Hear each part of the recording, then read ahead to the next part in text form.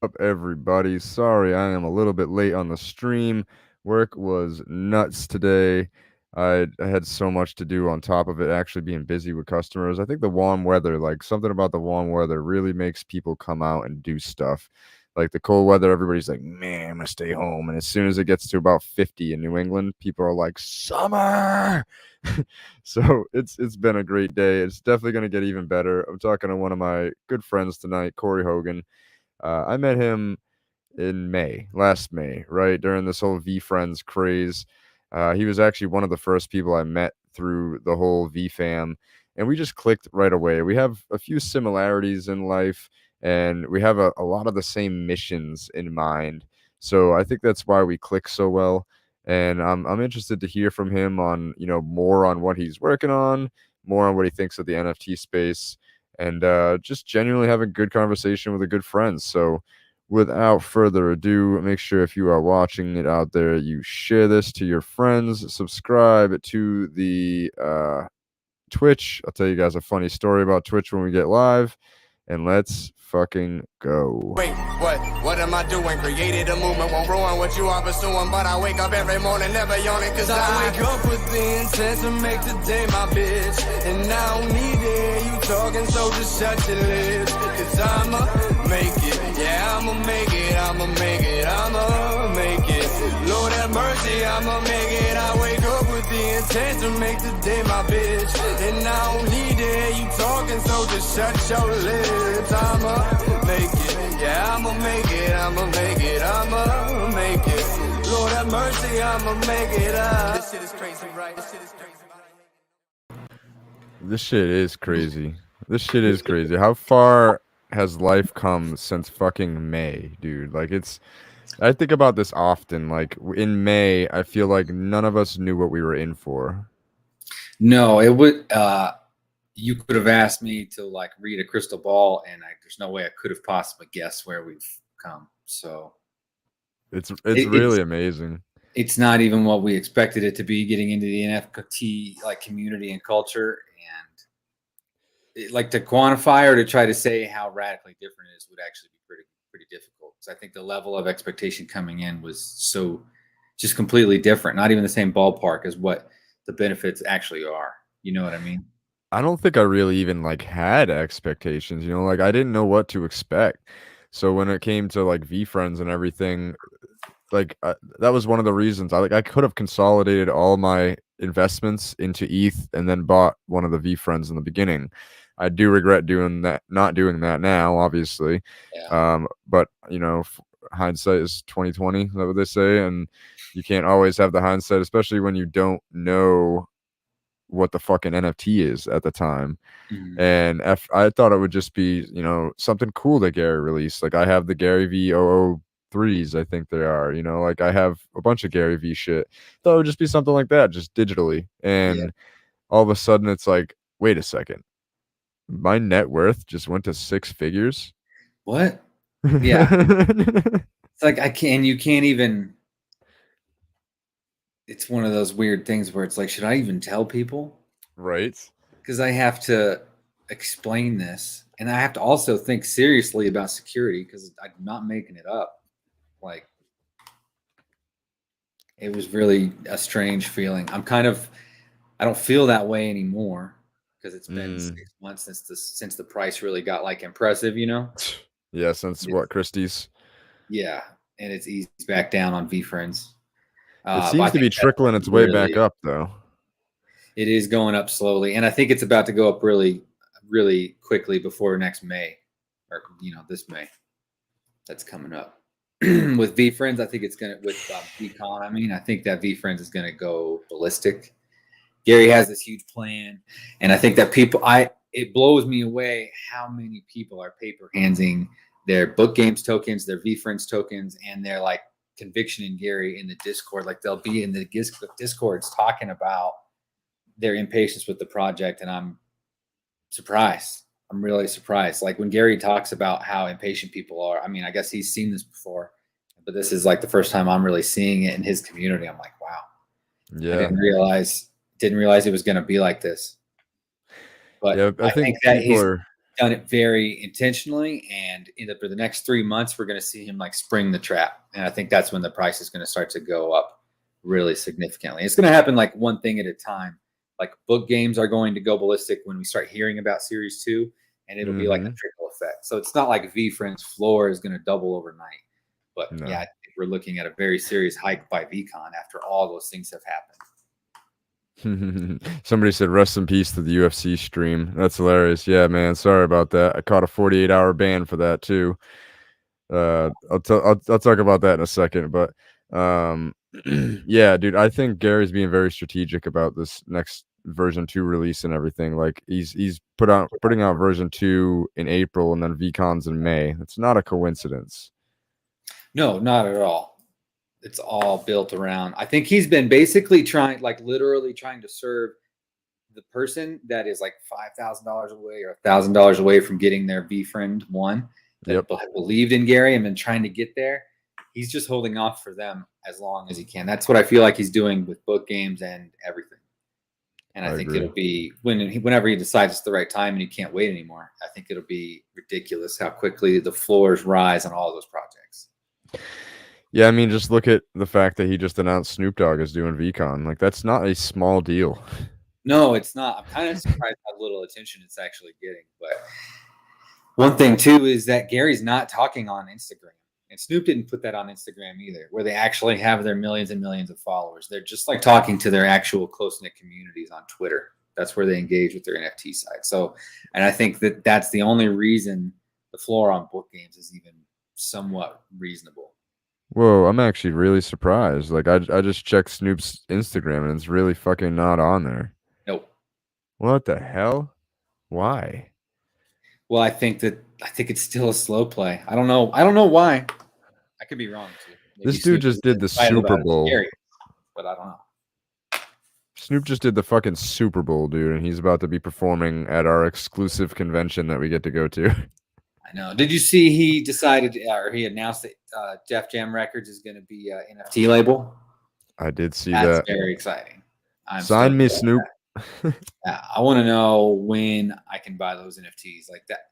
I've been really staying away from alpha lists and white lists and friends lists. Like I just am not chasing any NFT hype right now. Like I just don't want it, right? But a Snoop project I would be all about. I agree. Yeah, I would be all about a Snoop project, especially since, you know, Def Jam record label back. I mean, their project's going to be insane.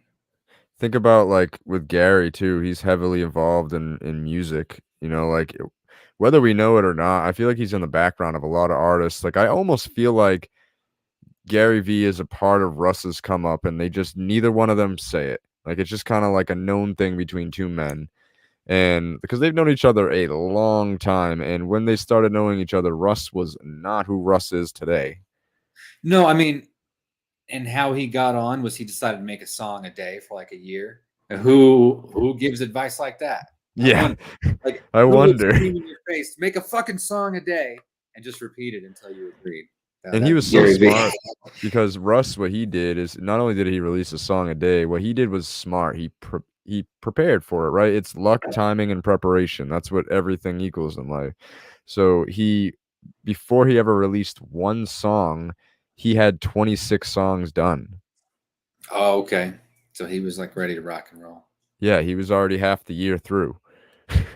You know, like it's insane. A song a week, right? Like that's what he did. A song a week. I wasn't sure. All right. Yeah. That makes a lot. And then what he did is he took the best. Actually, wait, you said it was a song a day, right? I said a song a day, but I'm like doubting myself now.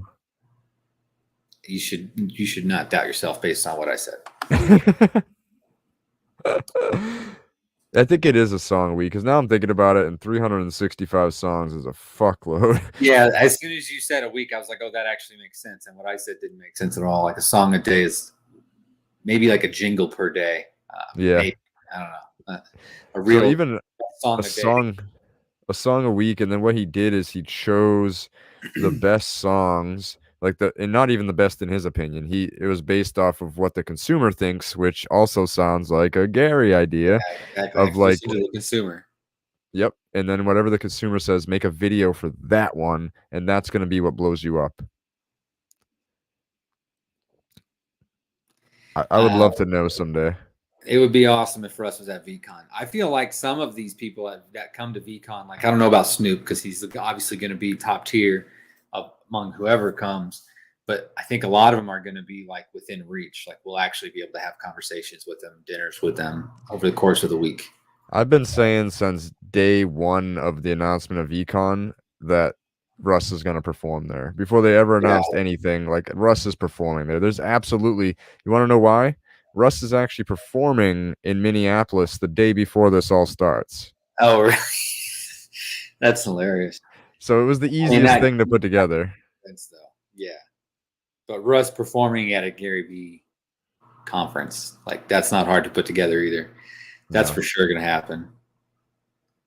Imagine, I'm like trying to, now that he got Snoop, I'm like, damn, who's he going to get? Like, I mean, this, people are talking about The Rock, and I think that's a real possibility. I don't think that's fake at all. I don't think that's a wishy-washy.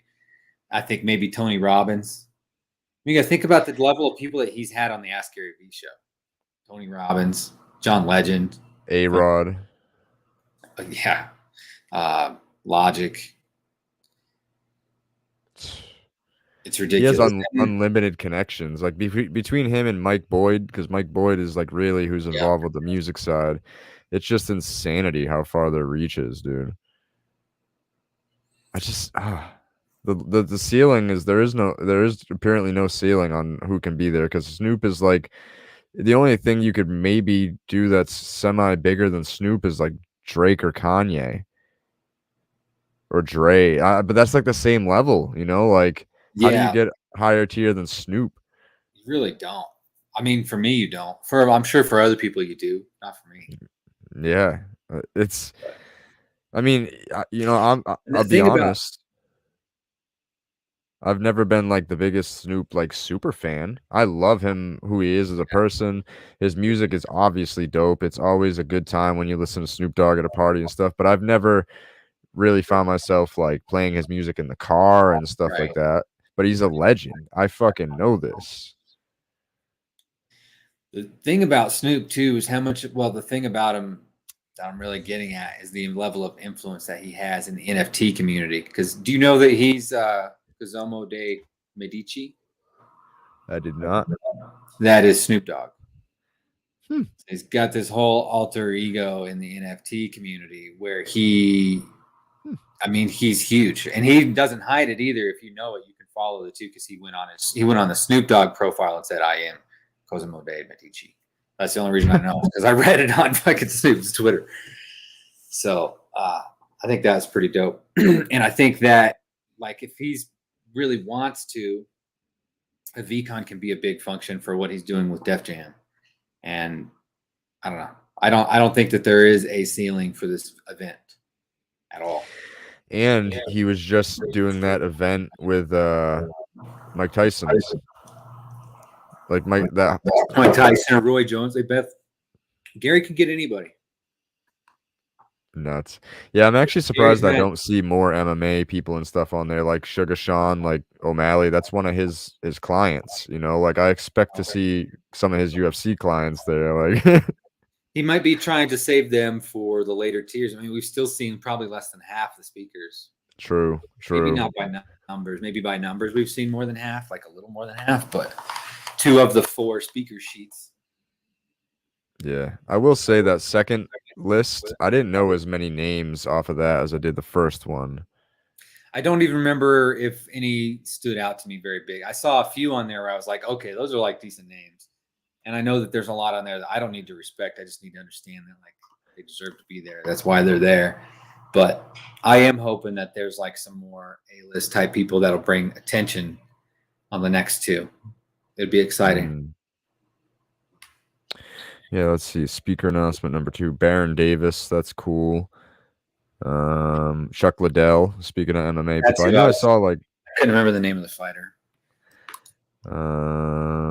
Hassan Minaj. He's really cool. I like his content. I'd like to see him speak live. Man, maybe I'm just like super out of touch. That's what I looked when I saw this list. I was like, damn, I'm out of touch. Ricky Williams, he was like the running back who was a big cannabis advocate when he played. Stevie Aoki, that's pretty cool. I know Steve Aoki. Yeah, well, I know who he is.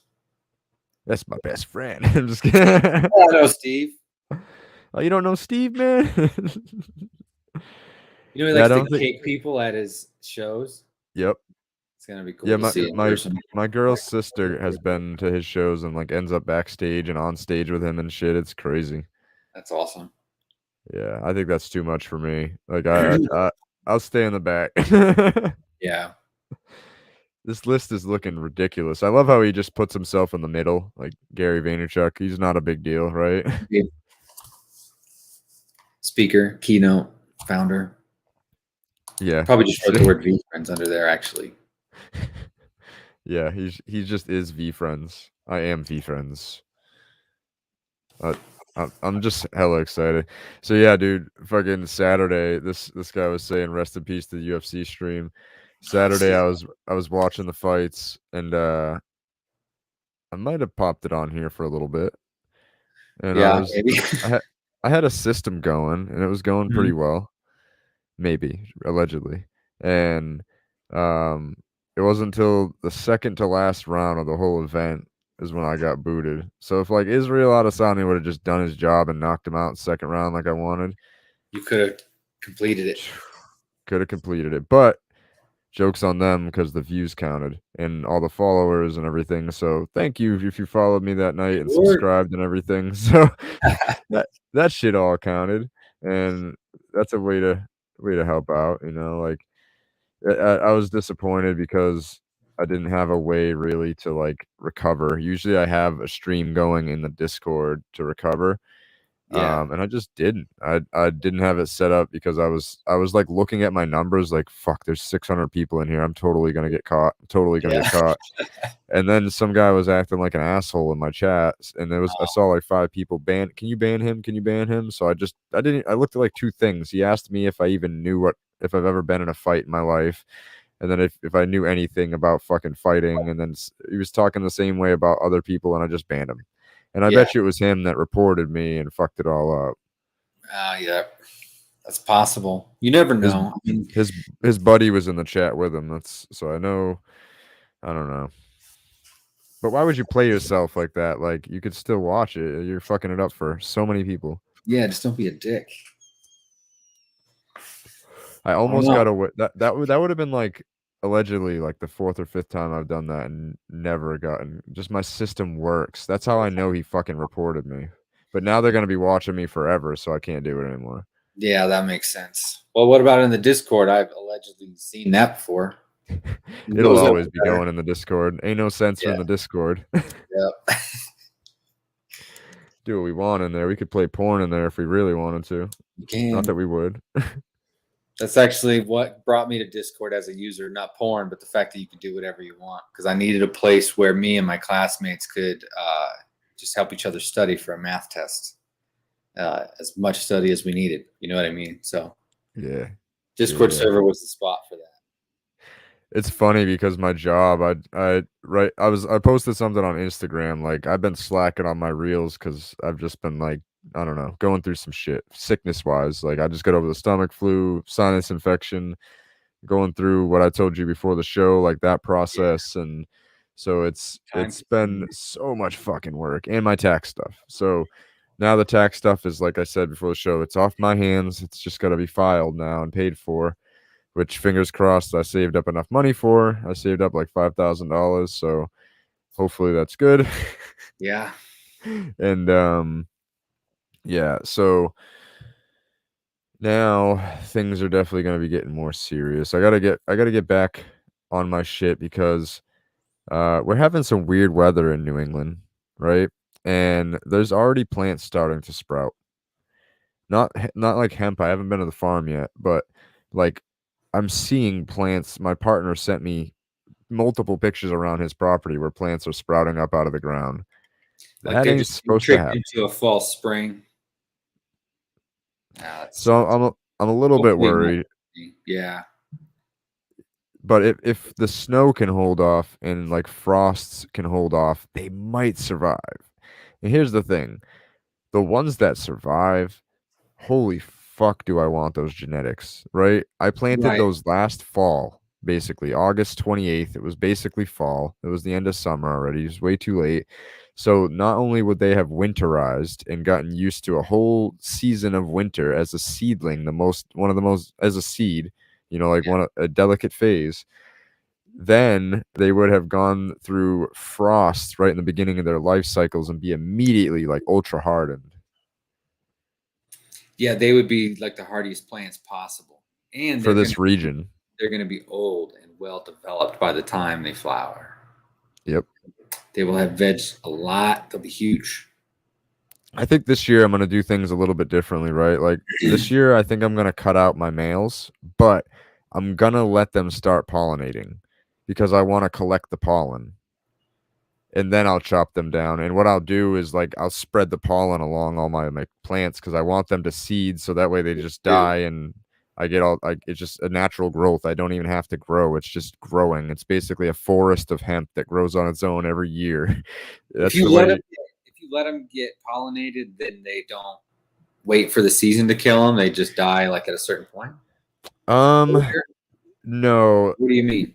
There was a farmer close by whose plants may have gotten pollinated, and he wasn't too happy about it. So I'm trying to be mindful. Um, and it's gonna be hard though, dude, because I have like 25,000 seeds, and if like half, I don't know if it's even possible. I'm gonna be honest. I'm gonna be Yeah, honest. So, but I'm gonna try to be mindful and I don't know. I don't know. Or maybe if I can get some money in for the business, make a deal with him or something, and like, hey, sorry, it's just how it's got to be. I'm trying to yeah. work Be on upfront some. with them this time around. Maybe he would rather like help you out with some labor to get it done at a time. Like if you just needed help in the field. Well, the only thing I that don't know. sucks is like males typically germinate first, male cannabis seeds. Typically, I'd say like 75% of the time, 60 to 75% of the time. It's the male ones that germinate quickly. Like we noticed this on a small scale. We germinated like 200 seeds, and all the ones that we like were like, oh my god, that one's a giant. We started naming Yeah, them after like, you know, Mount Everest and Mount Denali and all these different things because my old partner was into mountains and stuff, climbing mountains and summits and stuff. So all of those ended up being males. dang. Like all of them. I mean, we were lucky. We only had like 13% males. We got lucky. That's how do you only get 13%? Shouldn't it be around 50-50? Should be. That's crazy. I had a Yeah. friend who told me a story about he did like one grow with like between 6 and 10 plants, something like that. But only one of them was a female.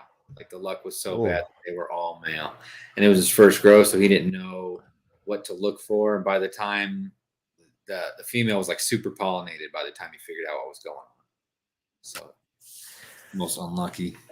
That sucks too because do you realize how easy it is to make feminized seeds? I read up on it once. Don't you spray the plant with like colloidal silver? Pretty sure Yep. is what it is. And, like you just spray the mother plant with that throughout her life, and then the seeds won't produce males. That's it. Yep. Is that really it? Yep. That's literally it. So like had he known better, he could have culled his males, kept the one female, grew it Yeah, well, and then flowered it out, sprayed it with colloidal silver and had feminized seeds and not had to really worry about that. yeah. If he would have known what was going on. This is why like in my project I really wanted to give access to my grow journal, and I don't think people really know what that means yet because one of these days I'm going to find my grow journal that I left at my mom's cuz my mom was allegedly letting me, practice my craft at her house in her in-law, like Yeah, I'm blessed to have my mom let me do that, but I left a bunch of shit there including my journal. And when I find that, dude, I think it's like 2 years worth of grow journaling of literally me perfecting my craft. like your watering logs and everything like that. Yep. It's funny because everybody I think overwaters. There's so many people I've talked to, and I'm like, dude, you overwater. Yeah, I don't know. My friend I was telling you about this. I don't want to drop his name because he's one of the people that actually might watch me. But I tried to tell him all the time that he was overwatering. He never listened to me. He got to the point where it was like soaking through, and the floor would be wet on a daily basis. Yeah. Yeah, it's like, how could you not have root rot with that? And it's like kind of like that with most plants. Like you don't want to overwater them. They get lazy. The roots are just like, "Oh, I don't have to search for water. I'm not going to work." Well, the roots need air too. Yep. Yeah. Yeah, very true. If you're drowning them out with water, they're not getting air. Very true. I never really actually thought about it that way. That's very important. Yeah. That's because I always say to people, like, especially outdoors, I had a farmer in Vermont, and this is funny, right? I was growing a tenth of an acre of hemp. He was growing like 5 acres of hemp. Yeah. And he's coming to me for advice. Like his shit, the way he did it in the beginning of the season, I'm like, wow, this is gonna look dope. And then it gets to like June, July, and he's like, why are your plants 4 times bigger than mine? I planted a month before you. And I'm like, okay, let's go through everything you're Yeah. doing. What was he doing? He was overwatering. So he had the plastic tarps. You know how they put like row crops, Yeah. they'll put the black tarp down. That's so Yeah. I you wanted can to ask you about that. that's so you can retain water. So you Yeah. don't have to water as much. So he was still watering like 3 times a week, 4 times a week. I was like, bro, do you know how much I've watered this year? And he's like, how much? And I was like, this is my grow log. Look. And that's another thing. I wish I could get that from my old partner, like the grow log from everything, because that has a lot of information. That's one of the ones I lost too. Maybe someday. Um, but I was like, dude, you need to start. If it rains in a week, do not water. If it does not, like by like Wednesday, water. It's not gonna kill it um if it rains right after, it'll be okay. That just means longer you don't have to water, but feed it water, check it with your little dipstick tool that tells you like the moisture of the soil. Yeah. And I was like, just check it, pay attention. That's all you got to do is pay attention. And he did, and all of a sudden, like 3 weeks later, his plants started exploding. And he's like, wow, thank you, man. Like he ended up giving me free seeds and everything last year to get everything started for Terra Apothecary. And that's why I do what I do. That's why I'm always so willing to help people, because I know whether it's him or just the 10th person I help or the 20th or 100th, one of these people is going to come back and reach back and help me. Exactly. Karma is real. It's 100%. Yeah. Like the most ROI positive thing you can do is just be a good person and treat people well. Do things for people. Yeah, that's like one of the reasons for what I was telling you before the show. That's why they did that, because you're really personable. Like you just he's like this he said, from what I hear from all your peers and from what I know from meeting you, you are very personable, and you are you to a fault. Like you just don't know how to fake it. You're not trying to like fake something that you're Yeah. not. You're just you. And it might ruffle some feathers sometimes, but yeah, I think you have it in control and you're mature about it. But like you are genuinely you. And he's like, we need more people like that. And I'm like, wow, okay. What a badass day. Right, dude? That's awesome. Yeah, it was definitely a good day. I can't wait to talk about it more. And it was emotional, like I couldn't not talk about it. So I like just plopped on a video on my phone on the way to work and was just talking about it. So it was I got to vent, and then yeah, that felt good. But a lot of emotions, like talking through it when I was on the video too, because it's just so back and forth of so many things. Like I said, I can't wait to talk about it. It's going to be a deep subject Yeah. for sure. I might even do like a whole show on it, just to talk about it and celebrate with people that aren't here. Ooh, hopefully nothing broke. What was that? Sounded like a beer bottle. I don't even Jeez. know what the fuck that was. It was something glass, but my pipe is here. That's good. Huh. Yeah, I don't know. Oh well, it must not be that important. I'm looking around at like all my glass, and I'm like, there's I don't have anything. What is going I swear on? that sounded like glass. Yeah. Keys on an empty beer bottle or something. Yeah. I was like, I just heard an echo. You must be clicking through like some of the videos and Yeah, I stuff. just opened up the tab. My bad. Well, it's This is the first I time know I noticed like last night that they were doing like a VeeFriends trivia thing on Clubhouse. So I was like, ah, fuck. Like there always ends up being like VeeFriends shows right when mine's on. I'm like, it's all right. It's all good. I'm not. I mean, it's your show, so I can't say it's all good for you, but for me, it's all good.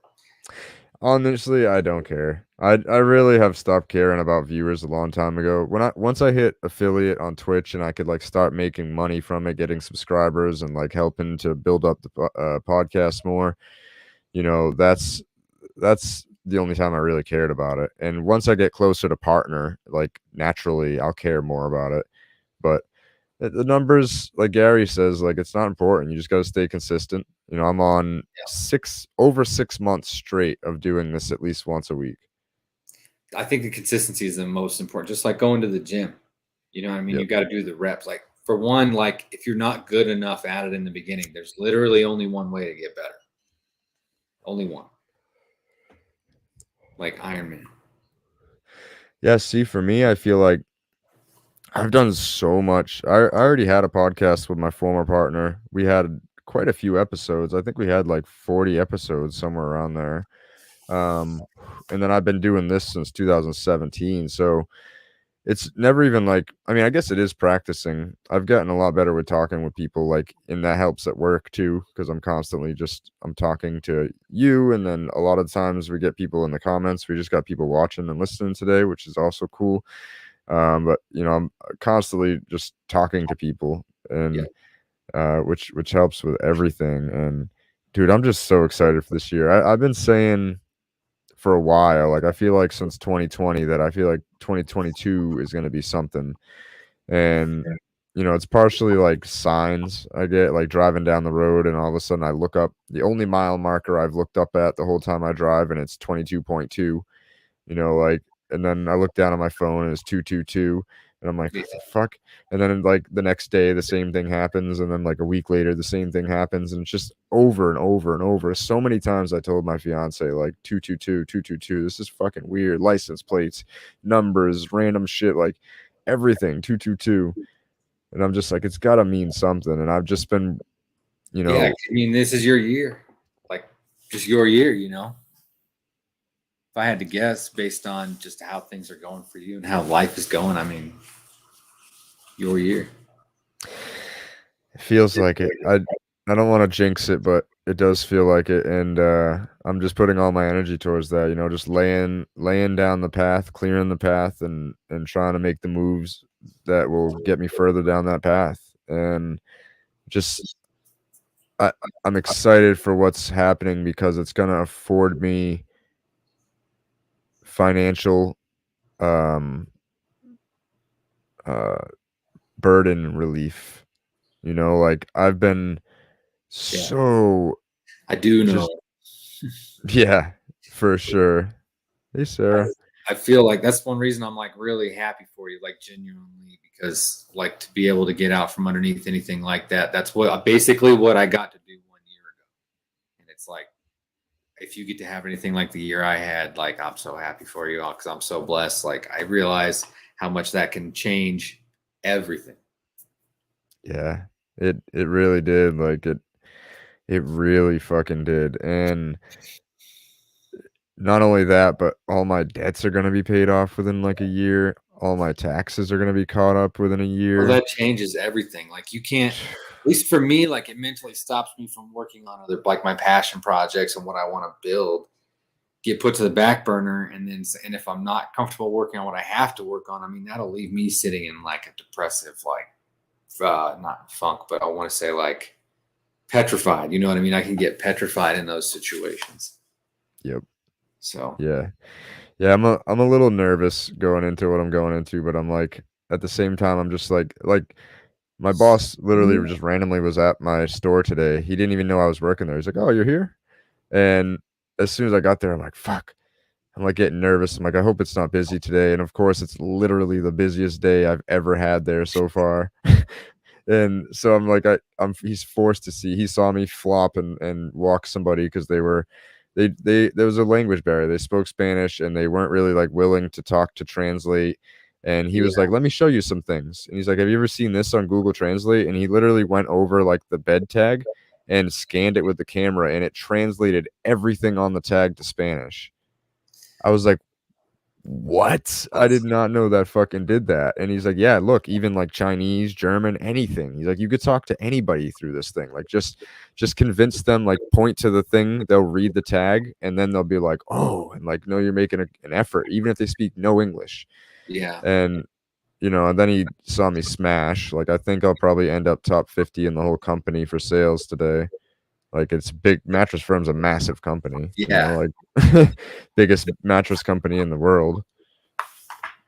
And it's just crazy, dude. It's and that's what That's even after I flopped and walked them, I was like, just breathe, like just be Yeah. you, like It's just a part of like you think this person's never failed. Like it's just a part of the process, and how you handle it is what they're actually paying attention to. yeah.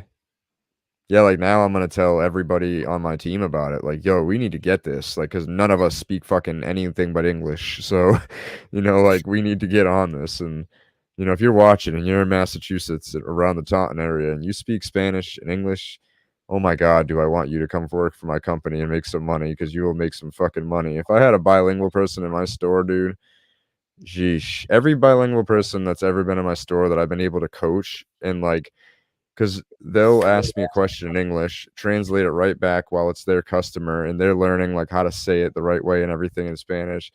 It's just such a beautiful thing, dude. Like, there's so much money to be made if you're bilingual. Seriously, like, don't ever sleep on your skills. You'd be making way more than I'm making. In You're worth sales. In in sales. sales, dude, especially in sales.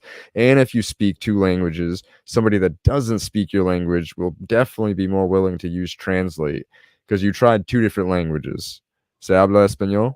No. English? No. Oh, okay. Like, and then go to the translate app, and they're gonna respect it. Like, it's just, dude. I need to. I just realized because we're trying to find somebody. And I just realized that's the person we're missing.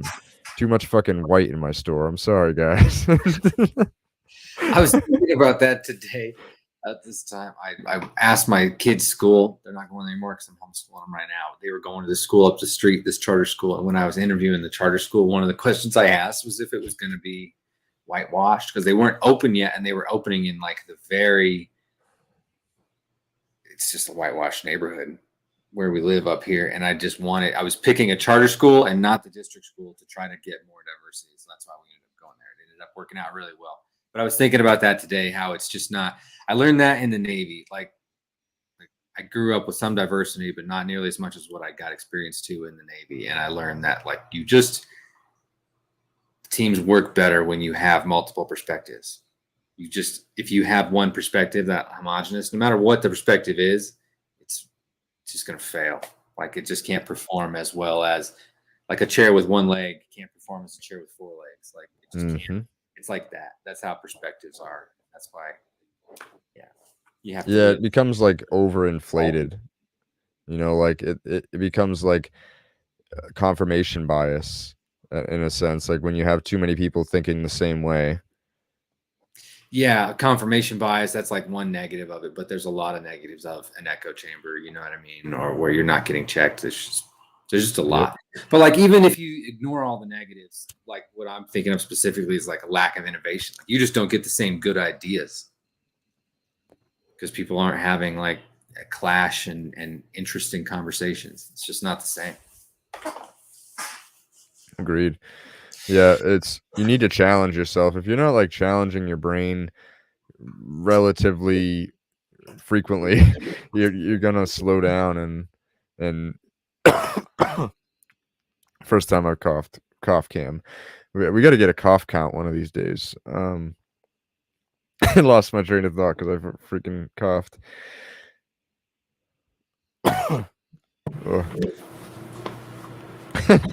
I'm sorry, I muted my mic and also mentally didn't listen to you at all while I was turned around. I heard you I lost my train of thought coughing. I honestly. Oh, okay. Sarah, And, save me. What was I talking about? I don't even remember.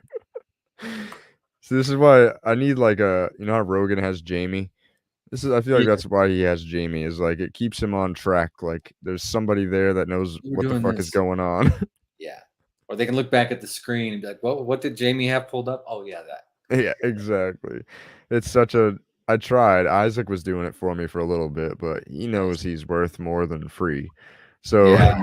it's I couldn't blame him when he's like, I'm gonna go make money making music videos. And yeah, dude, please do that. Like, Yeah. cool.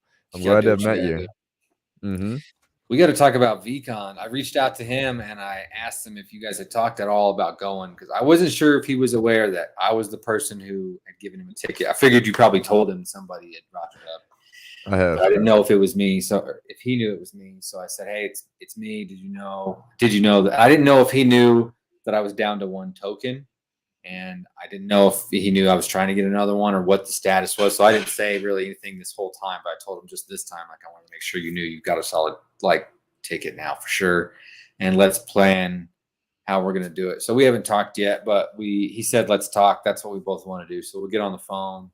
But I want to talk to you too, because obviously probably the three of us will be some of the tightest hangers. Right. Yeah. Because I got a yeah. room, or I got 2 rooms. I don't have to stay in either of them. I could cancel both my rooms, or I could just keep one or whatever. But that's what I have. That's what I booked, was 2 reserve. What hotel are you staying at? I don't remember. I think I'm staying at the Hilton. No, Sarah, I'm not sick. I mean, I'm like getting rid of the rest of a sinus infection, and it sucks sometimes, but I've just been puffing on this the whole time. Have I been that sneaky that you haven't noticed? I've been puffing this the whole time and only coughed once. Yeah, you did only cough once.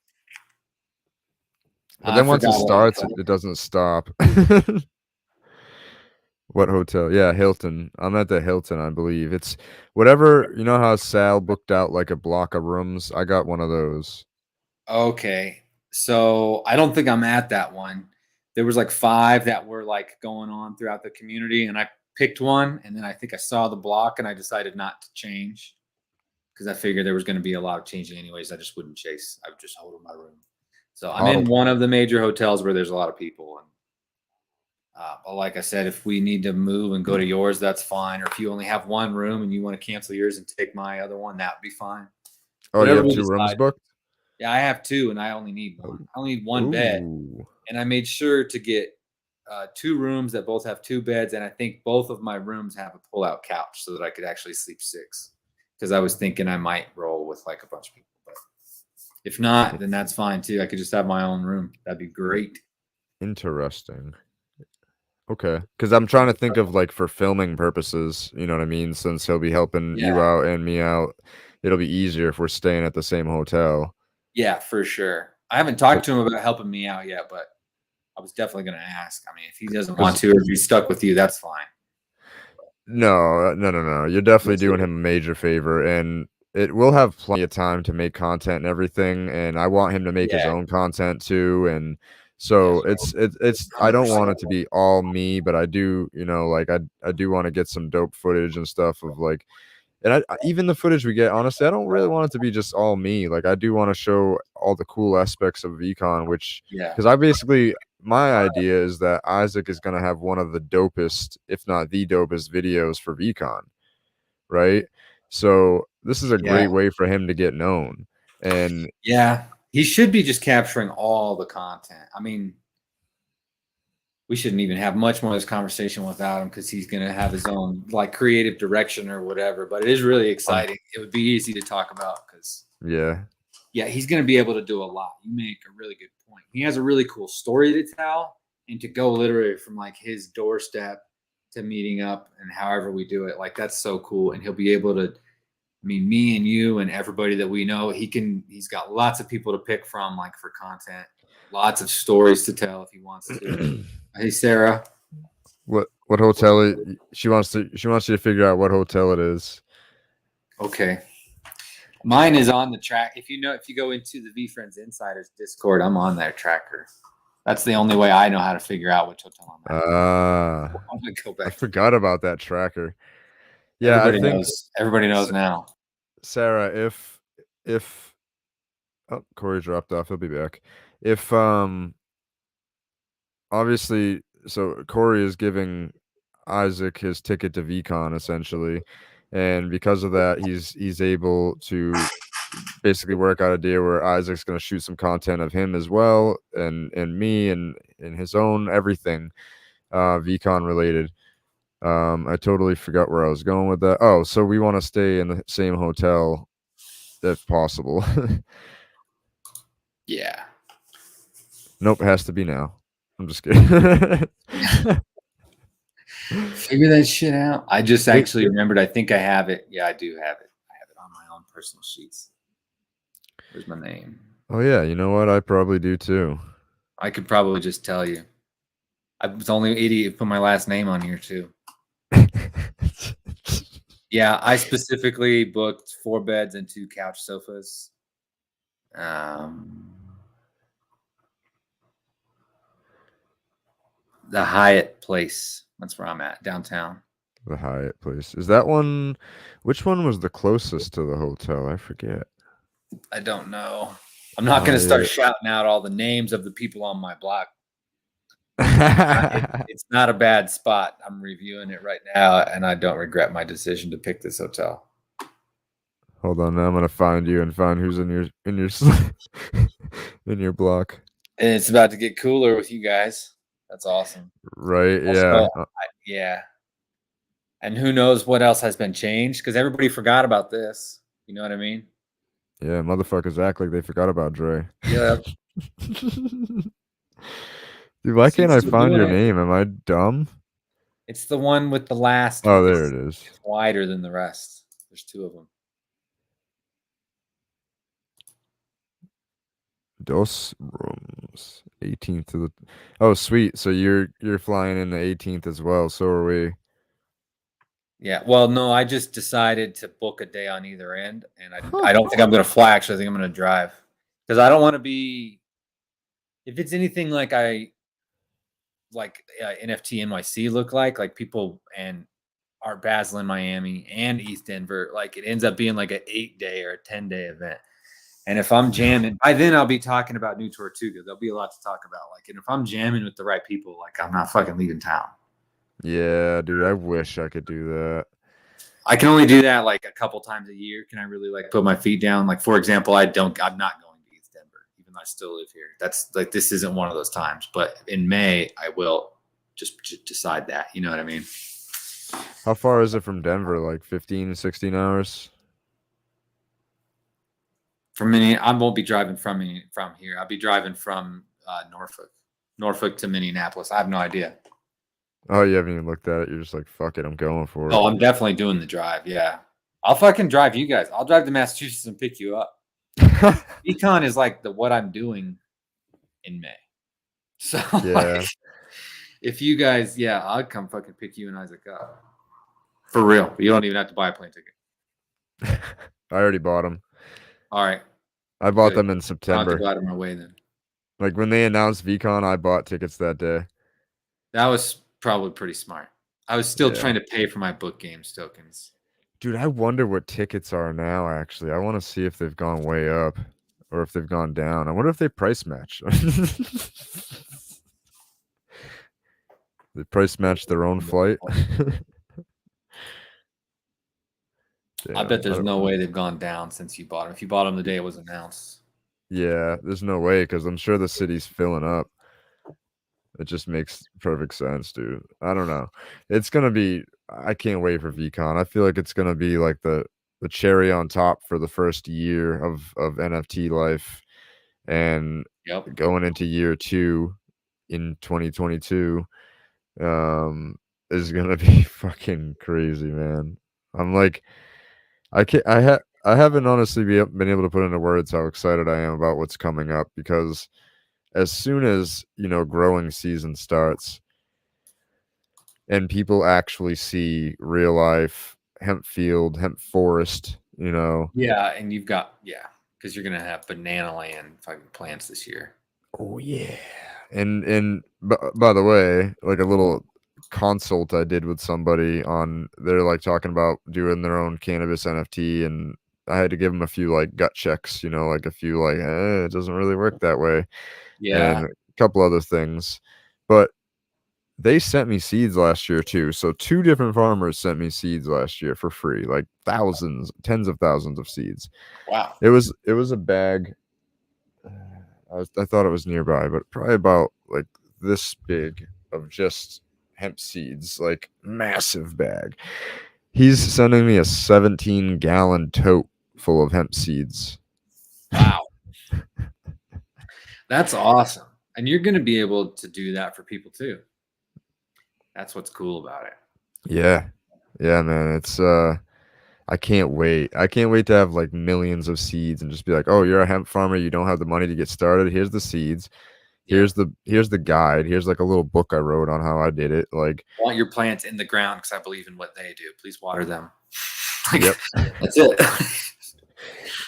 Well, I want to get it to the point where like it's self-sustaining, like there's almost no input basically. Like if there's a drought or something, we have a sprinkler system in place or something. I don't know, but Yeah. for the most part, if weeds are growing, weeds should grow. Really? You think so? Yes. Especially when they start getting hardy and they start being out in the same climate multiple seasons, right? So part of why I let the ones that seeded out just die in my field is because those ones that pop up are now on their second season in this climate. And like I was saying, I think before the show or maybe on the show, I can't even fucking remember. They winterized as a seedling on top of that. So it's just the genetics that I'm about to start having. I just had somebody that offered to let me use one of their greenhouses to like start keeping genetics and whatnot, because Oh, that, very cool. my friend, is the IP. Yeah. And that People aren't is doing that for hemp, are they? Yeah. There's no reason that they shouldn't be. Like, there's no way that we should be treating CBD as one uniform thing. and everybody's so blinded by CBD that they're not paying attention to hemp. Well, I was all right. So when you're talking about having specific genetics, I definitely think about the quality of the CBD. So what do you mean then if it's not that? If it what does it do for the quantity of the hemp? Like grow you larger, So so you get more biomass and sequester more carbon? yes, and it's more likely to survive, inclement weather and the pests in the area, and it starts creating terpenes that actually ward off the pests in the area. So all these things happen over more and more seasons, and everybody has Oh, I see what you're different saying. climates. So like in my climate now, I have genetics for here, and now I start branching out. This is why I want to work with so many farmers too, is like, how Monsanto owns like all of the fucking seeds in the world, like most of the seeds. They have like the largest seed bank in the world. I want to be that, but like a farm share type of thing where like farmers own the shares of the Really? seeds. Like I'm That's getting them into like one thing, but I really want to get the farmers to own this, because this is the way that farmers are forever protected, yeah, at least in my mind. And eventually crazy. what I'll do is, after a couple seasons, what I'll do is I'll make a patch of my field for growing CBD just to fucking show it. And I guarantee you I will end up with 3 to 5 pound plants on a whole acre of them. I'll end up with 5,000 pounds off an acre. Seriously. And it's never been done. And that's hemp. If I can do that with hemp and harden it up and get I have already, with not doing this, just growing regular seed, I've gotten 5 pounds off a plant with CBD. Yeah, Like that's crazy. unheard of. We on our first year, we basically averaged 2,000 pounds an acre. Is that just flour or all biomass? Dry flower. Okay, that's insane. That's what I mean, that's what I thought you Insane. meant, but that makes that number. Dude, those plants were like I I literally thought lifted maybe a you lot meant of them. biomass because it would make that number realistic. You know what I mean? No. Wow. Biomass in the hundreds and hundreds of Had to have been pounds. more than Yeah. that.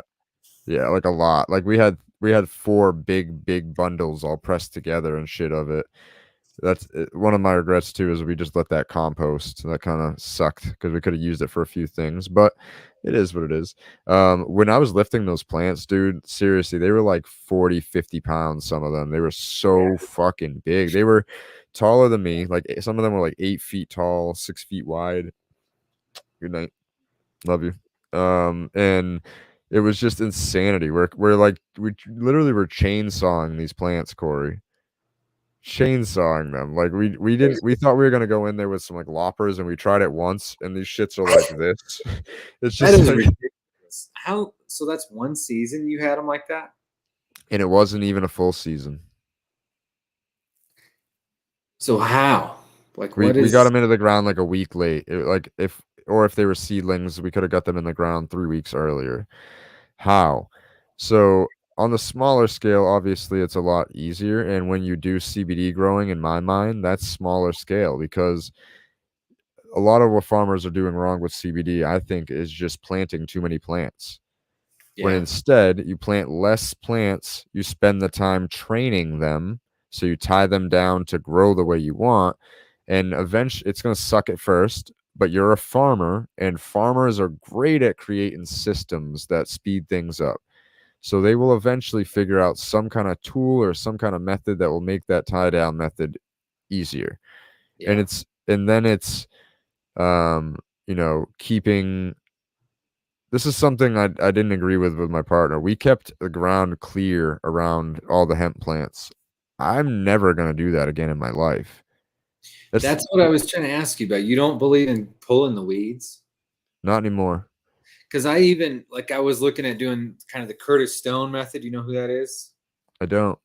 Curtis Stone, he's a YouTuber. I really don't know. Apparently, he's not as popular as I thought he was, but I know he has some like notoriety. He has a method that he decided to put out there where people could basically clear the ground like if you could buy an acre lot that was abandoned somewhere in your city, you could clear out all the old weeds, clear out everything, and then start farming on it. And you would just from the point you clear it on no-till farming.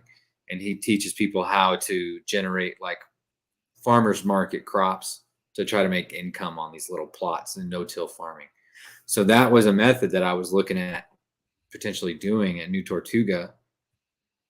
But I But want to why? hear. But I want to hear why not? Why not pull weeds? Yeah, So you definitely want to have some kind of weed management. So you don't want to let them get too out of control, especially if you're doing like a crop like CBD hemp. Like for my hemp, I'm not too worried about it because it's all going to be way too compact for me to control and mow and everything. And like I said, I'm trying to make it like natural. I'm trying to make it so it just happens every season. And eventually the hemp will outnumber the noxious weeds. And what I did do is I did go through, and when everything was small enough, I picked through the bad weeds. So the stuff that isn't native to my area that's like making its way in and probably making my soil off balance pH the way yeah, it was and all that type of stuff. I was just paying attention to that. I didn't do a ton of work. It was like maybe a day of work clearing out a whole acre of weeds that yeah. I didn't want for the whole season combined. Like it wasn't a lot at all. That's not bad And at so like it's scalable. all. And after a season, maybe 2, you're not gonna have to deal with that so much. Right. I know like it would be a battle you can win. You know, it's a life system that you're fighting against. So But if you're row cropping, what I would do is leave a path big enough to mow. And you just mow between your rows. So you still do out your rows like you normally would. You put down some dirt or whatever, or like lightly, mow down lower and then use something just to scrape the ground. So you're yeah, not going into it, you're just scraping the ground, and then plant your row there. And you definitely want to keep that clear. So maybe like pay special attention to keeping that a little bit clear. But once it starts growing, it's like if you know what you're looking for in the plant, just let it fucking grow. yeah, It's just, and then you mow between the rows, so you can kind of like if things get too out of control and you can't see your plants anymore, you just chop, chop, chop, get rid of some of the stuff and harvest. But it's like people have overcomplicated farming, I think. Yeah, that's one thing that humans always do is always look for a solution, even if there's not a problem. They still try to streamline things, and sometimes to a fault for sure, because you start throwing things out of bounds. I do think that his method was specific, and he actually made a point to underline this. And now maybe understanding why he specifically pointed out. He's talking about like shitty property that's been ignored for a long time. So like large rhizomous weeds that are like taking over the soil. You know what I mean?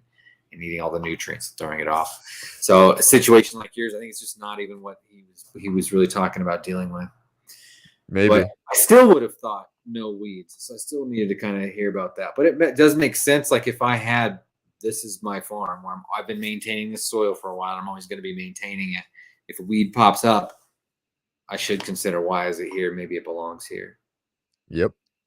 Most of the time. I do think that they can, like some bad ones can make their way in and whatnot, but for the most part, it's like plants know what they're doing. Again, like humans just overcomplicate things, and being around so many plants all the time, they really do have such a fucking energy.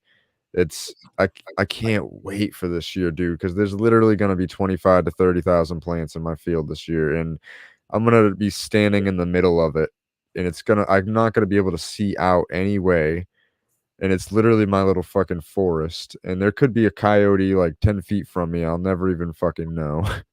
That's crazy. I definitely want to come up and see it. I want to come see it in person. So that's what I think is going to make the project sell out of version 1. As soon as I start putting up videos of the big field, and like, because I think people after last season, even though I let everybody know I planted late and this is probably going to happen, people were like, oh wait, he doesn't even have a field of hemp. Right. It was like, so I get it. But now it's like the pH is fixed. I don't even know if I told you that. Yeah, I did. I posted in the chat. Yeah, you posted that in the Discord. It's a big literally thing too, though, perfect. is like a lot of people came for the hype at the beginning, and that's fine. Even though they knew it was a long-term project, there's still like the side effect of it being long-term is like the hype ran out, and now when you have something to make good content about and it's interesting, this lush green content, I think will just get people salivating again too. You know what I mean? And excited. Dude, especially since the farmer I'm working with, he retired from animal farming, and he mentioned possibly expanding, after more of his land. And the land that I would be growing on is his old cow pastures where like all the shit and everything is, dude. You have some beautiful soil. Oh man. Never have to amend that. It would just be I probably wouldn't even have to water it. The water retention there is probably so good because it's so full of just macro and micronutrients. Like, and the bacteria balance in there is probably so good. And he feeds them well. Like, he didn't feed them grain and bullshit. He fed them like fruit, vegetables, and all that shit. Oh yeah, then that soil is probably the best soil like it could possibly be, because they're out there like shitting it and stomping it in. That's their job. Like I think in the circle of life, that's mostly what we need cows for. It's fantastic. Yeah. And he's keeping a few cows just as like pets. He's so funny. He's like this big burly tough guy, but he's such a softie to the animals. I love it.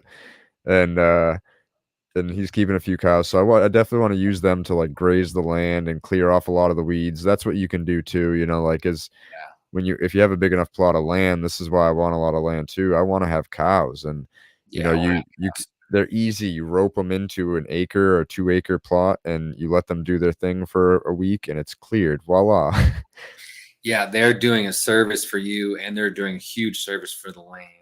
And they're living the life that they were meant to live anyway. So you're going to have grass-fed beef, which is was raised the way that beef was supposed to be raised. So when you feed it to your family, it's not gross. Like, I absolutely want cows as well. They're like a big part. The thing is too, like, you only need a few really, and then just like kind of keeping up with it as you unfortunately have to kill them, but you only need like a cow a year for your family, like if that. I don't even know if I eat that. Yeah, or if we eat that. Yeah, I would have to actually look into that. That's something that I'll be looking at for sure on New Tortuga, because we'll be producing grass-fed beef. Probably not super early. I think one of the first things that we're going to do is a farmer's market And I was thinking once I have the land and I want to have this farmer's market in mind before I choose where it's going to be, but like advertise it and have people come to the land. That's how I'll get our awareness out to the community, like the local community is actually host a farmer's market. So yeah, it's better once you actually have the thing, you know. It sucks. It doesn't suck because it's actually fun because now I know who fully believes in the vision. I know who kind of believes in the vision, and I know who doesn't get it at all.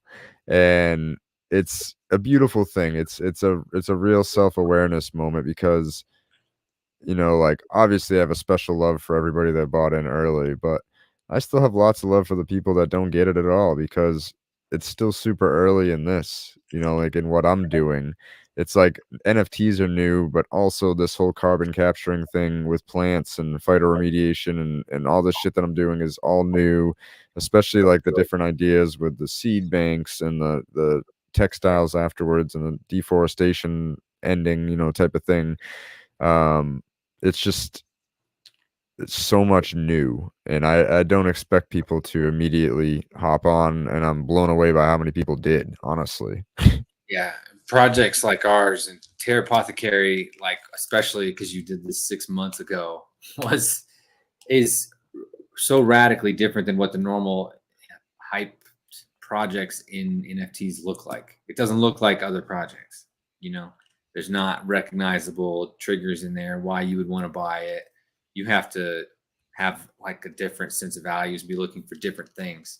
So, like what you just said, that you have to remind yourself to be patient with people, you know, like, and appreciate that. Like, I'm thinking the same thing. I've got to be patient with the fact that, like, what I want to do is crazy. And okay, I have to just accept you're not going to get it. I'm going to have to build it first and then you'll get it. And that makes a lot more sense if I look back at everything that like Gary has done. He had to build it first. That makes sense. If I you look back at build other it, people like that and I act, yeah, exactly. Exactly. And I look back at people like that and I look at it through that lens. It helps me a lot, like to not have any judgment and accept the fact that like my ideas don't fit in and what I'm doing don't necessarily fit in. And it gives me the patience to talk about it if I need to over and over again. Patience to explain things. Oh yeah, because I'm doing something new, doing something weird, doing something different, which is what I want. I should be grateful for it. This is what I asked for. You know, I have to remind myself of that a lot. exactly. Yeah. You put this stress in your own life, Adam. What are you doing? What are you complaining about? It's part of the self-awareness thing. I think that's been, you know, getting the self-aware hair was like a blessing for me because it was like it made me more self-aware of how self-aware I am. And it was like, wait a second, that is You what I didn't know am. how appropriate it was for you. Yeah, like it was like I never knew how to put the word on it, like how to describe me. Like I'm just weird. I'm just fucking weird. Like there's been times where I've met people and not said a word to them. Like there was this one time I was hanging out with my brother Nick, and his neighbor was over, and just like I just got weird energy vibes from his neighbor. His wife fine, his kids fine, but him just, I don't know. And nobody really picked up on it except Nick because he's known me fucking our whole lives, and he's like, why are you so fucking weird? And I'm like, what? He's like, you haven't said a word in like 20 minutes. And I'm like, oh, sorry, it just stoned, you know, like just stoned. Yeah. And then dude walked away, and he's like, "You're right. Like, you not feeling this dude or something?" I was like, "Nah, I'm not." Like, I was like, just straight up about it. Like, no, there's something weird about him. And he's like, "No, he's cool. He's like a good dude." Da, da, da. I was like, it's like I'm not That's gonna what do you it. say. That's what they all Yeah, say. That's what people say about all those guys. yeah, yeah. All the fucking guys. Who the fuck they think they are? That's awesome. Man, I'm excited to see what you do for New Tortuga. When do you think, like, realistically you'll be buying land for that project? I think that I'll be buying land for New Tortuga probably about 9 months to a year from now.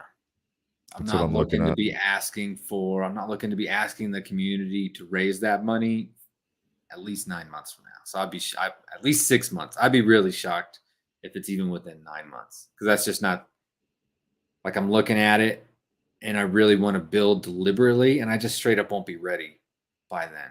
You know what I mean? The way that Mhm. I want to do it. So it's just going to be a Yeah. slow process. I'm going to have a founders round, and that's going to give people an opportunity to invest early and be a part of the community. And we're going to have some activities going through that. And that's going to give me some money to work with and build the project with, but we won't be acquiring land right off the bat. So, and the founders round will be pretty small because without buying land, I don't need that much money. I just need to found the project. So Yep. we'll find out, like you said, we'll find out who wants to buy in early for the right reasons and who wants to stick around. That'll be kind of the point. I'll be giving financial legacy to those founders holders forever. And I just want to make sure that I build that the right way.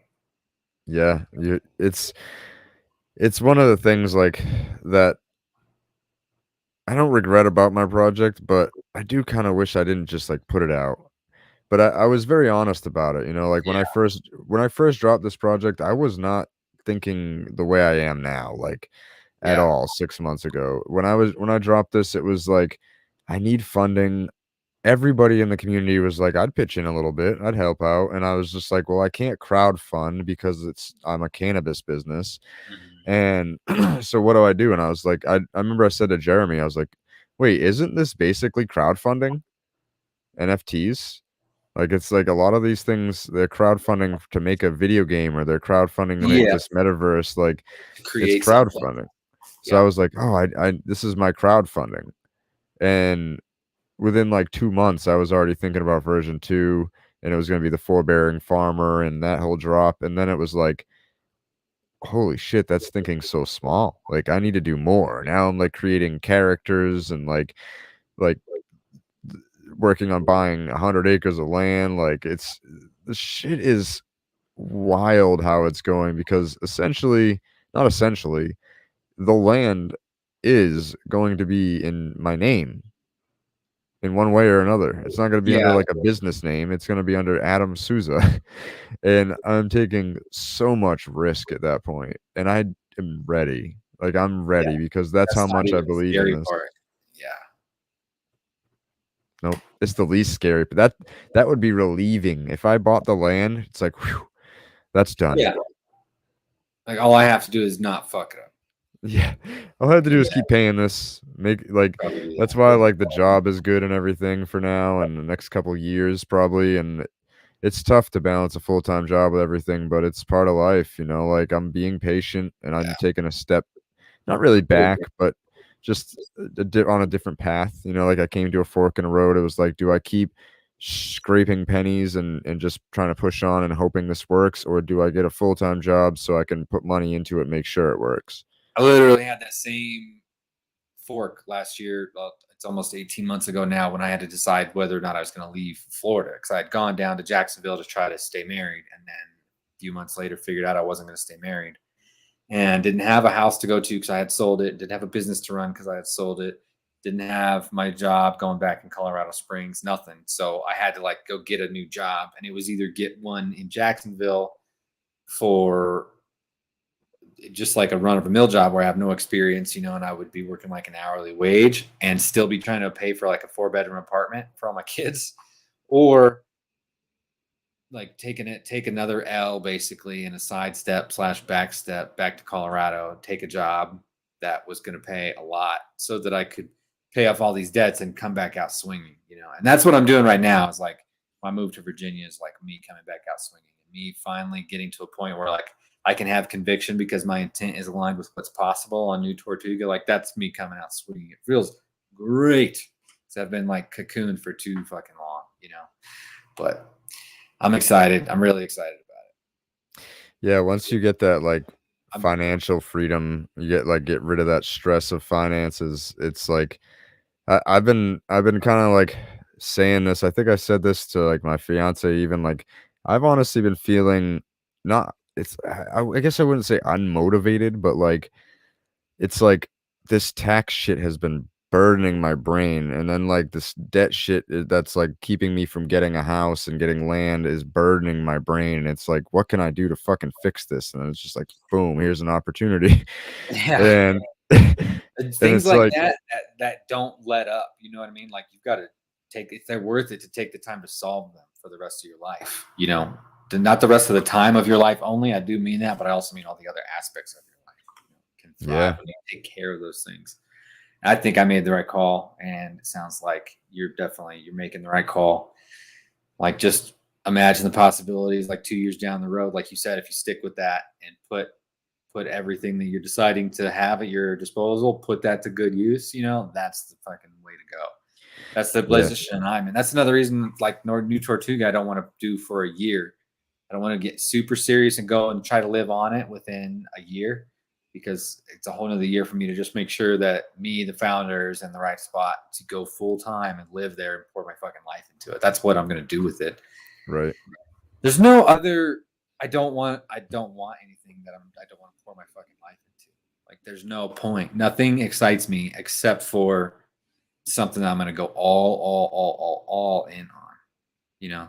Which is kind of crazy. That's why I've just spent all this time building up to New Tortuga, because it's going to be the thing. It's smart. It's very smart. And a lot of like our talk that night that we had, like, when we were planning on we're going to fucking buy property in the next 3-4 months, and like, we're going to do it together, and da. It's like, oh, we need to like slow the fuck down. Like, we're just rushing too much. And yeah, like, all those things are possible. And that's the thing that I have to remind myself, is like, anything's possible. Like, you're right. When you have a good idea, Fair, you probably didn't have it for no reason, Cory, but you could be hitting reset on something that's a way better idea. You could be really actually fucking up. You're not realizing it. And I've done that a lot in my life. When I look back at all the resets, I'm like, if I could avoid hitting the reset button for the rest of my life, I would be astonished at how far I get. Yeah, seriously. I think that ability to pivot is like so crazy to people, though. Like, and that's just like normal for people like us. Like, it's so important to have. And it's like, it's crazy when I tell people like everything I've done. Like, I was in the Navy, and then I was in the Air Force, and I had this job, and then I quit that, and I started this business, and then I stopped that, and I started this business, and now I'm go back to the same job. And they're like, "How old are you?" I'm 33, and that's like, all that was in like a decade and a half, And it's because I can just do that. I forget that it's wild for people, that people don't like to change jobs every year or to move across the country every other year. Yeah, people like comfort. They tend to like fall into the comfort, and I've just never been that kind of person. That's why we get along. We get each other's crazy brains. Yeah, I don't like comfort, but I'm so excited for what New Tortuga represents. Like, and I started this with Studio 8, like with Studio 8 VR. When I was founding that company, I wrote an open letter to like any client, any employee I'd ever have. Like, we're going to be flexible and pivot anytime we need to. We're not going to be so proud that we won't go sell hot dogs if that's what it takes to not go out of business. But we're also going to make decisions for the long term. We're not going to like try to satisfy this quarterly earnings and sacrifice 5-year profits. We're not going to, yes, adaptable alien. And we're not going to be so married to what we want to accomplish this year or in the next 3 months that we won't make the decision that's best for down the road.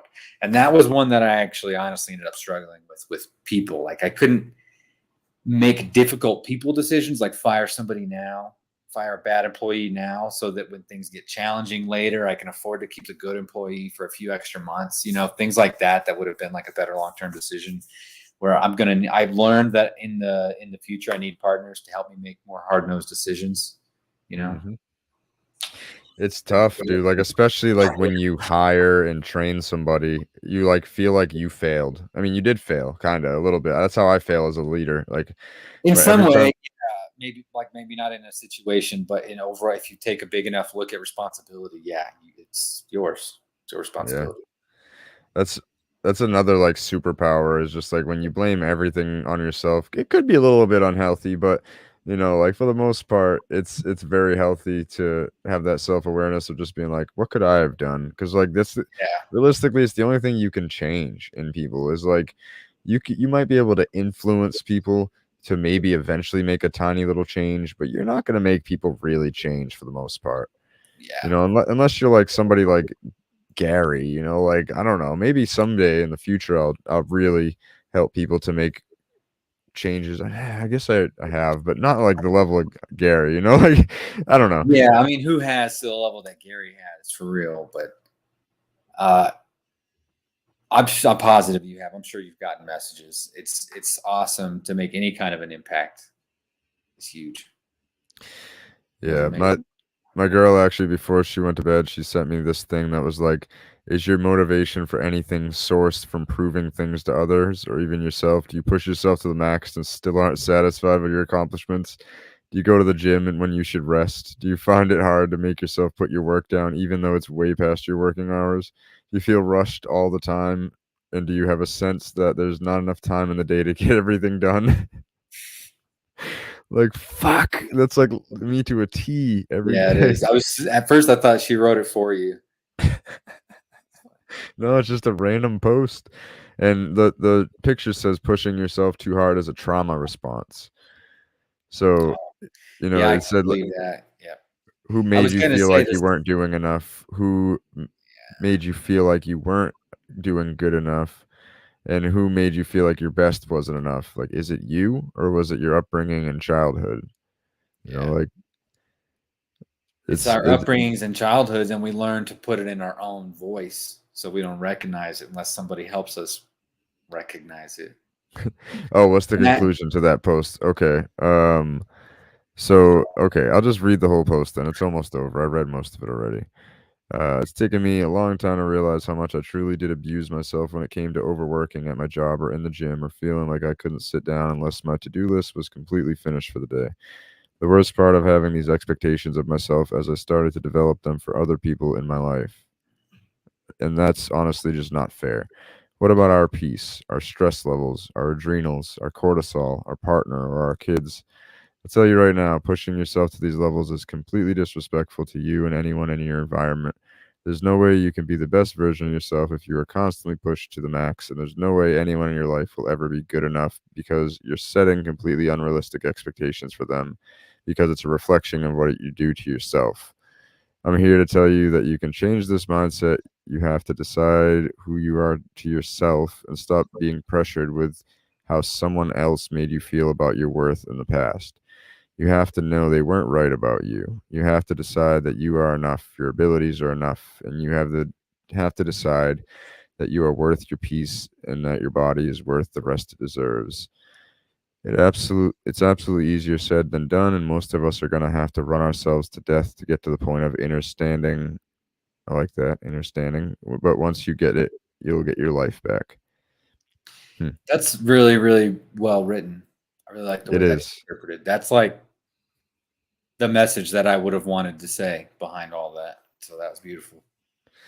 Yeah, it's like I don't know. When asked questions like that, I can't pin it on one thing or one person. It's more like it is the fear of failure, Sarah. That's exactly what it is. Because like my dad never made money. He's still living the same exact life he was when I was young. My mom, she did better for herself. She definitely did. But then she got to a certain point and got comfortable and just settled down. And I've just been the one that, you know, like my dad's a funny person, right? This is why we don't talk because he literally was the person who fought for me not to be on SSRIs when they told me I was bipolar. Like he was like, "You're not putting my fucking kid on those. Like, you Yeah. crazy?" And but he's the person that would bring up that I have delusions of grandeur due to my bipolar.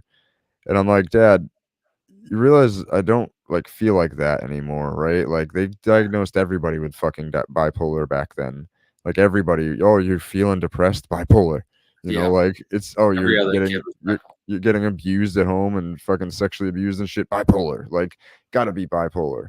Can't be anything else. Like and that's just what they did back in the fucking 90s and early 2000s and probably still today, honestly. I'm lucky I haven't had anybody talk like that about my son. Actually, I have. I make sure I try to curb it because my 10-year-old absolutely is like ADHD, super hyperactive all over the place.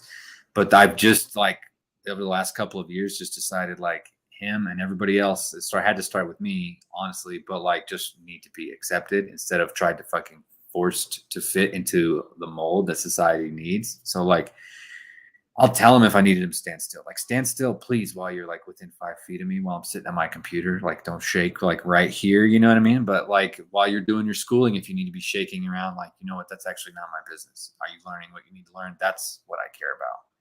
And once I accept like everything else, it's pretty nice to just get along with him all the time. And he's happier, you know what I mean? Because he's not getting told like there's something wrong. It's just, And that's the problem, is it like becomes this thing as like it's bad, like bad, like when really it's not. It's like a hyper focused thing, like it's like I don't know. I feel like that's kind of my superpower in a sense, is like all the like ADHD and all that shit, because it's like it's what allows me to pivot and think differently of what's this look like? What happens if I do this? And as I get older, I'm getting a little bit more cautious as to the risks I take, especially because I have a family and everything I do like comes back on my family.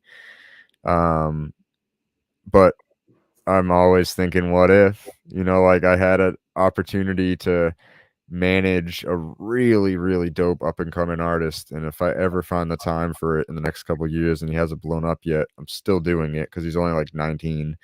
Because he's super fucking dope. But I really thought about it. I was like, this kid already has a little bit of an image. I can just play on that image.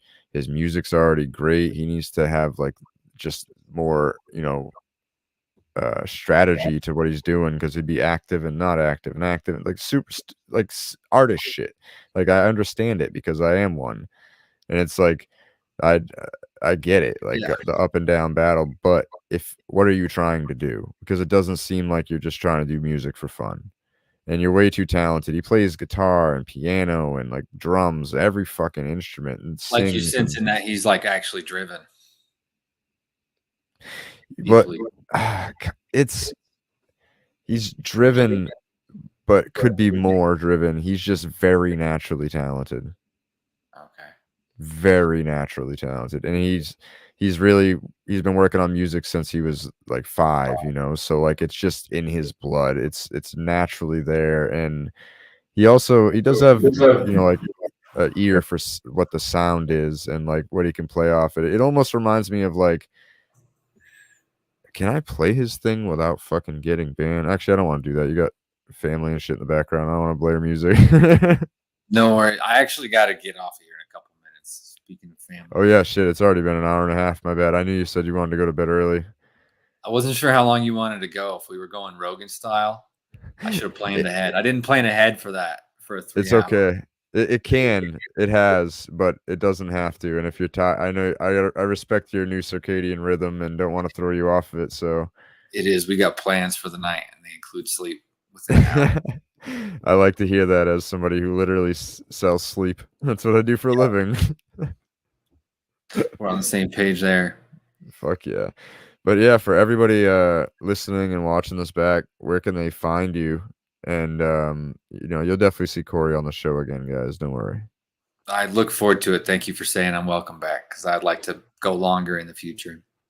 So I'm Cory. In the future, I'd like to go longer. Cory820.eth on Instagram, and at Hogan Cory on Twitter is where you can find me. And what I'm working on is New Tortuga, at New Tortuga on Instagram. That's where I'd like you to go. There's a Discord link, and I'd like you to go there. If you wanted to join the community, that's the best place. So thank you very much. If you're watching, I appreciate you very much. Thank you. Hell yeah, brother. Thank you so much for coming on. And as always, good morning, good afternoon, good evening, wherever you